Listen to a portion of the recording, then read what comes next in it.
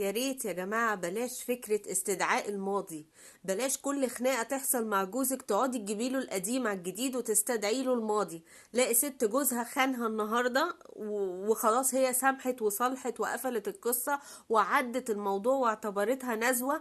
يجي بعد فترة يعلي صوته عليها تقول له انت ناسي انك خاين، انت ما تعليش صوتك. طب انت ليه بتفكريه بخيانته طالما اتصالحتوا وسامحتي على الخيانة؟ لاقي راجل مراته قالت له كلمة جارحة من أيام الخطوبة، يجي بعد 20 سنة يفتكرها لها. استدعاء الماضي ده مش حلو، ده بيخلي بدل ما احنا بنواجه مشكلة بنواجه مشكلتين. احنا دلوقتي بنتكلم عن حاجة معينة، بس يجي واحد من الراجل أو الست يفتكر للتاني غلطة قديمة، يقول له فاكر لما عملت فيا؟ فاكر؟ طالما سامحته على الغلطة القديمة دي يبقى مش من حقكم تفتكروها. استدعاء الماضي بيبوظ الدنيا، بيبوظ العلاقة، فخلي بالكم.